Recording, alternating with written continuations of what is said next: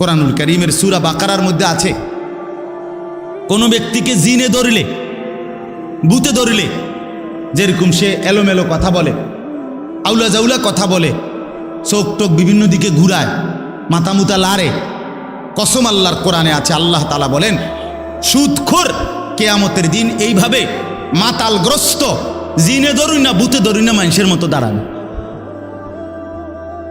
আল্লাযীনা ইয়াকুলুনার রিবা লা ইয়াকুমুনা ইল্লা কামা ইয়াকুমুল্লাযী ইয়াতাখাব্বাতুহুশ শাইতানু মিনাল মাস।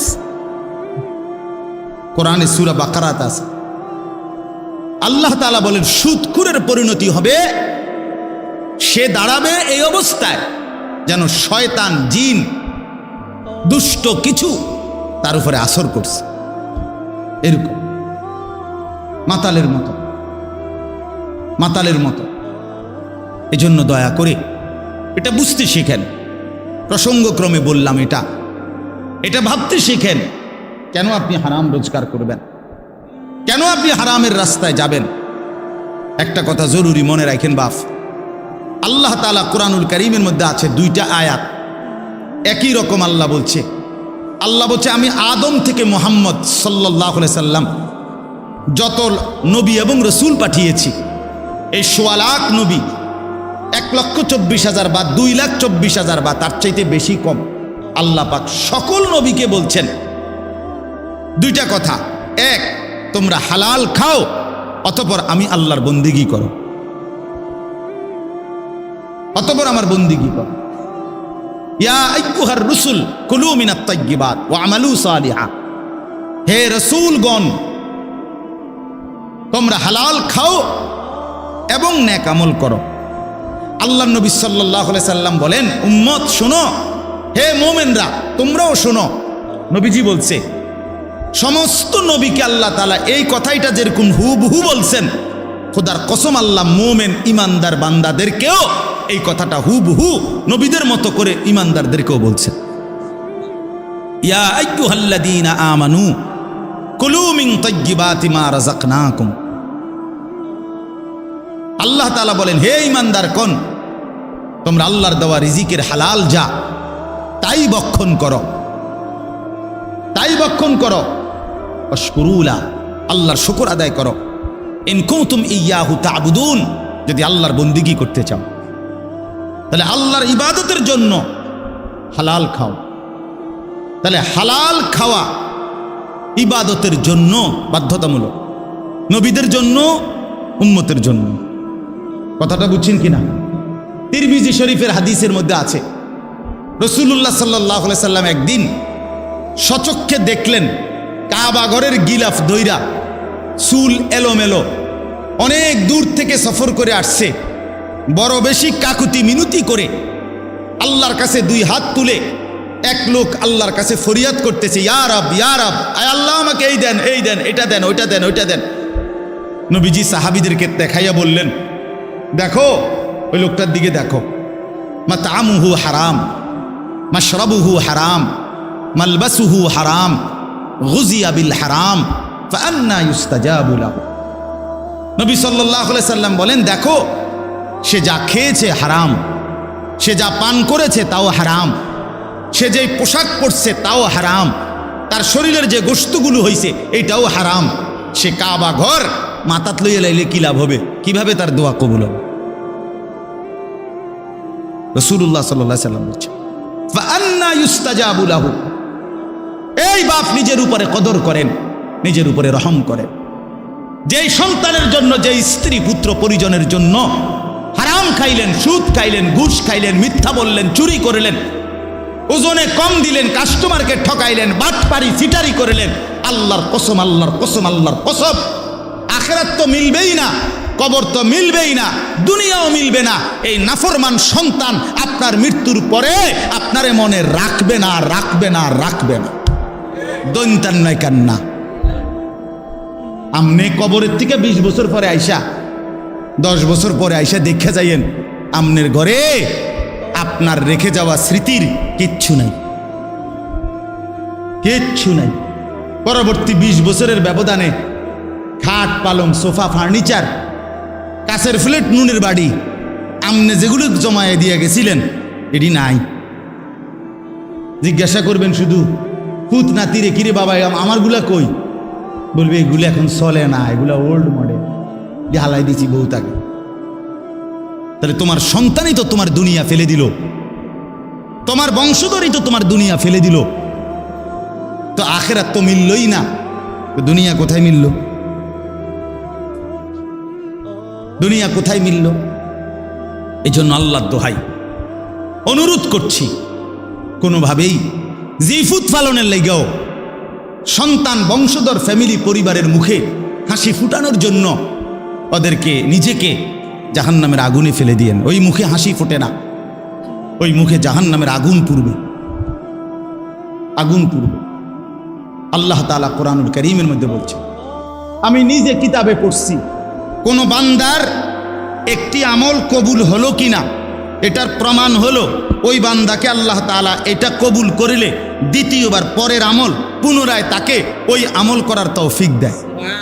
এজন্য যার ফজরের নামাজ কবুল হইছে তাকে আল্লাহ জোহর পড়ার তৌফিক দেয়, যার জোহর কবুল হইছে তারে আল্লাহ আসর পড়ার তৌফিক দেয়, যার আসর কবুল হইছে আল্লাহ তারে মাগরিব পড়ার তৌফিক দেয়, যার মাগরিব কবুল হইছে আল্লাহ তারে এশার নামাজ পড়ার তৌফিক দেয়। তাহলে আমনে চান্দু শুক্রবারের 2 রাকাত নামাজ পইরা আগে দিয়েও ফজর পড়েন নাই, পরে দিয়েও আসর পড়েন নাই, মাগরিব পড়েন নাই, সারা সপ্তাহ নামাজ পড়েন নাই, আমনের জুমার নামাজের কি দশা আমনে বুঝেন? হ্যাঁ, কে বলছে? এই যুবক ছেলেরা, তোমরা যারা শুধু জুমার নামাজ পড়ো, অথবা মাঝবয়সী যারা আপনারা যারা শুধু শুক্রবারের 2 রাকাত নামাজ পড়েন, এটা আপনাদেরকে কে শিখাইছে বলেন? কার থেকে আপনারা এটা নিলেন বলেন? কোন আলেমে দ্বীন কোনদিন আপনাদেরকে বলছে যে এক মুসলমানের জন্য নামাজ শুধু শুক্রবারে? কথা বলেন না কেন? তাহলে এটা আপনারা কোত্থেকে নিলেন? কিভাবে নিলেন আপনারা? মসজিদগুলো দোতলা হয়, শুক্রবারে জাগা হয় না। মসজিদ ভাঙ্গা নতুন মসজিদ হয়, জুমার নামাজে জাগা হয় না। মসজিদ কি শুধু জুমার নামাজের জন্য না 5 ওয়াক্ত নামাজের জন্য? হ্যাঁ, শুনেন, এটা মনে রাখেন। ইহুদিদের হাতে এই যে আজকে ইসরায়েল মুসলমানের রক্তে ভাসায় ফেলতেছে ফিলিস্তিন, গাজা, এখন আবার হামলা শুরু করছে লেবাননে। এই ইহুদি বেঈমানরা, এই ইহুদি কাফেররা, ওদের একটা ধর্মের বিশ্বাস আছে, জানেন? ওদের ধর্মীয় একটা বিশ্বাস আছে, ওদের পাদ্রীদের কথা, ওদের রাব্বি যাদের ধর্মগুরু তাদের একটা বিশ্বাস আছে। তারা বলে যে মুসলমান যেদিন জুমা এবং ফজর, মুসলমানের এই 2 নামাজ যেদিন বরাবর হবে, সেদিন মুসলমানের হাতে গোটা পৃথিবী মুসলমানের কদমের নিচে আসবে।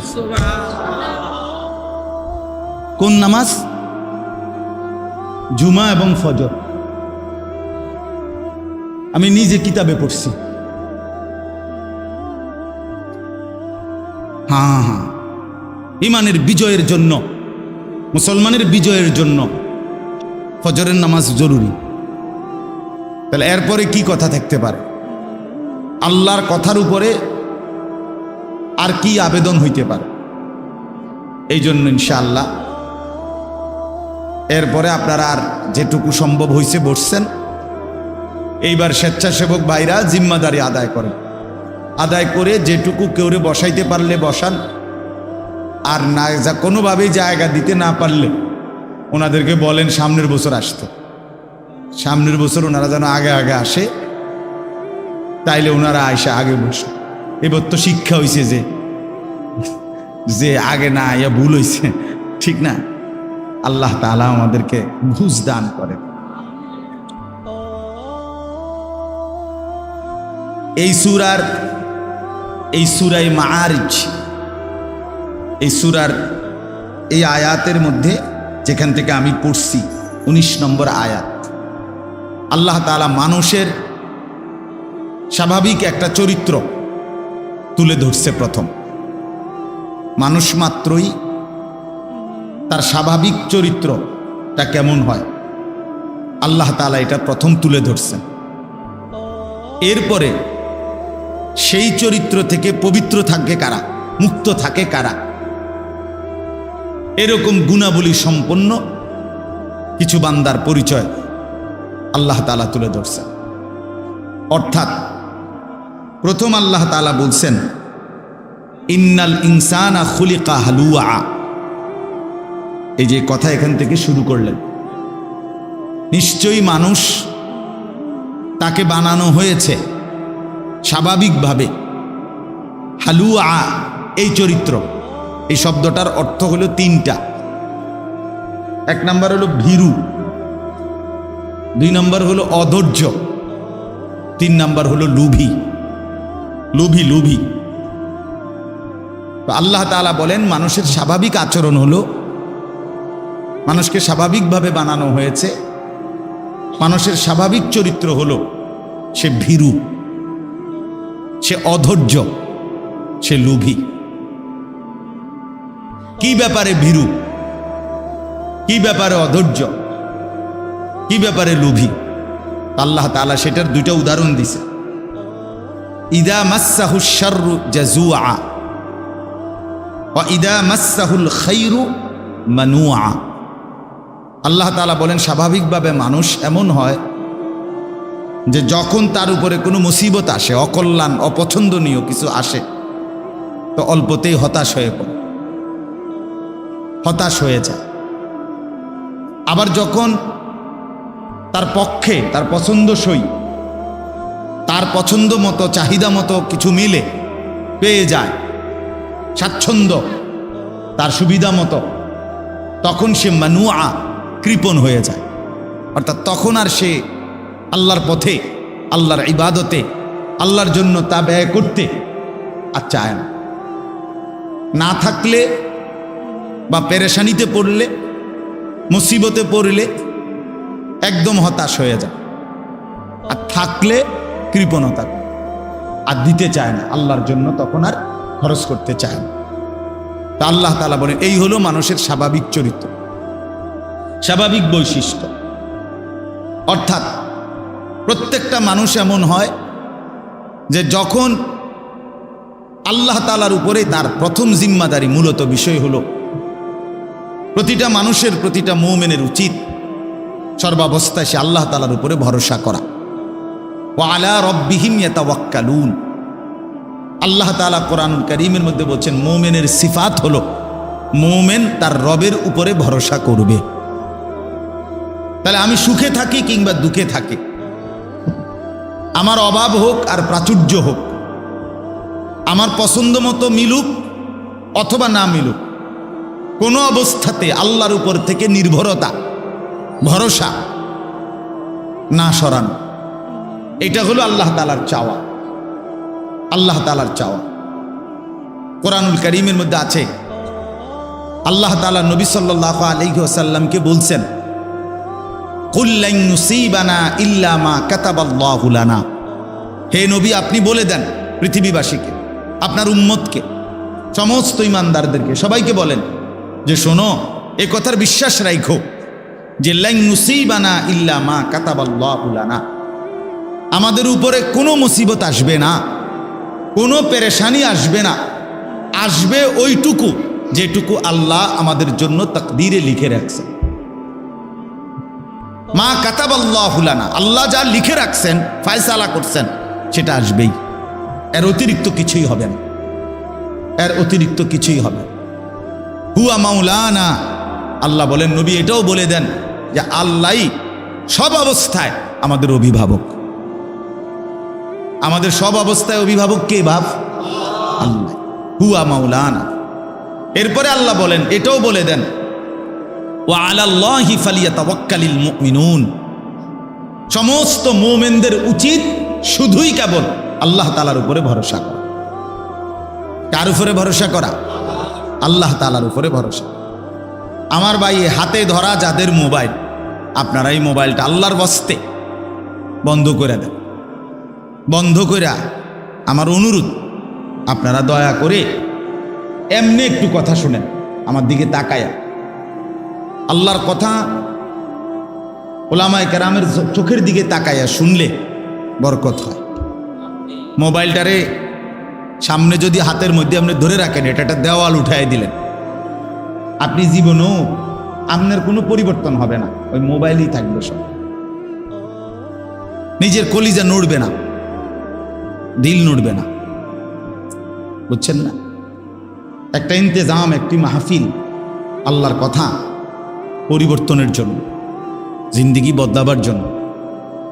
কলিজা যদি না নড়ে, বিবেক যদি না নড়ে, নিজের মধ্যে কিছুটা হইলেও যদি নড়াচড়া না আসে, তো শুনিলাম আমি যেমন ছিলাম তেমন, এভাবেই দিনের পর দিন, মাসের পর মাস, বছরের পর বছর, এটা তো হইতে পারে, এটা তো উচিত না। কোরআনুল কারীমের মধ্যে আছে, আল্লাহ তাআলা বলতেছেন সাহাবীদের আখলাক, ইযা সামিউ মা উনজিলা ইলার রাসূল তারা আয়ুনাহুম তাফীদু মিনাদ দাম'i। আল্লাহ বলেন, বন্ধু আপনার সাহাবীরা এমন, যখন আমি আল্লাহ তাআলা কোরআন নাজিল করি আর সেটা যখন আপনার জবান দিয়ে তারা শুনে, তা আপনি দেখতে পাবেন আপনার সাহাবীদের প্রত্যেকের চোখ থেকে অঝরে পানি ঝরতেছে। এই কথা ছিল, এই মোমেন কোরআন শুনলে নড়ে চড়ে বসবে, এই বেটা আমার আল্লাহর কোরআন পড়া হচ্ছে, চুপ, কোনো কথা নাই, এমন হওয়ার কথা। ইমানদার সারা দেহ নড়ে উঠবে। কোরআনুল কারীমের মধ্যে আছে, আল্লাহ তাআলা বলেন, আল্লাহু নাজ্জালা আহসানাল হাদিস কিতাবাম মুতাশাবিহাম মাসানি তাকশাইরু মিনহু জুলুদুল্লাযীনা ইয়াখশাউনা রাব্বাহুম। আল্লাহ বলেন, আল্লাহই নাজিল করেছেন এমন একটি কিতাব যার প্রথম বৈশিষ্ট্য হলো এর সবগুলো কথা সবচেয়ে সুন্দর। দুই, কিতাবান, এটি পরিপূর্ণ একটি পূর্ণাঙ্গ কিতাব, অর্থাৎ যে বিষয় বলতে চাইছে কোরআন তা পূর্ণ মাত্রায় বলছে। মুতাশাবিহান, এই কিতাবের প্রত্যেক কথা একটি আরেকটির সাথে সাদৃশ্যপূর্ণ, এলোমেলো আউলা জাউলা কোনো কথা নাই। মাসানি, এই কিতাবের বৈশিষ্ট্য এর প্রত্যেকটি কথা বারবার তেলাওয়াতকৃত। কোরআনের এক এক আয়াত কয়বার পড়া হয় কন্ত? আপনি একজন হাফেজ সাহেবের জিগান, একটা হেফজখানায় যে বাচ্চা হাফেজ হয়েছে, আল্লাহর কোরআন হেফজ করছে, সে আপনার এখনো না আপনি শুনছেন যে এই যে কোরআন শরীফ মুখস্থ করছে, কিন্তু এই কোরআনের এক এক পৃষ্ঠা, এক এক আয়াত, এক এক শব্দ তারে কত হাজারবার পড়তেছে। গত 4 বছর ধরে সে কতবার পড়ছে, 3টা বছর ধরে সে কত হাজারবার পড়ছে। সবক, 7 সবক, আমক, তা এমনি কত ভাবে হেফজখানা। আপনি 2টা দিন কাছে বসে দেখলে বুঝতেন হেফজখানার হাফেজ সাহেবরা এক বাচ্চার পিছনে কি পরিমাণ মেহনত করে। মুসলমান কদরও করতে জানে না, জানেও না কেমনে হাফেজ। আমার ছেলে হাফেজ, মাতবরি করে, ওটার বুতে হাফেজ, মাতবর বাবা, কিন্তু কি পরিমাণ মেহনত করে আল্লাহ তাআলা তাকে কোরআনের দৌলত দান করছে। তো এই জন্য বললাম, আল্লাহ তাআলা বলেন মাসানি, বারবার পাঠ করা হয়। তাকশাইরু মিনহু জুলুদুল্লাযীনা ইয়াখশাউনা রাব্বাহুম, এই কথাটা বলার জন্য আমি পড়ছি। আল্লাহ তাআলা বলেন এটা এমন কোরআন যার অন্তরের মধ্যে আল্লাহর ভয় আছে, সে যখনই এটা শুনবে তার শরীরের চামড়া, উপরে যে লোম, এই পশম, আল্লাহ তাআলার সমস্ত পশম দাঁড়িয়ে যাবে। এই ছিল কোরআনের বৈশিষ্ট্য।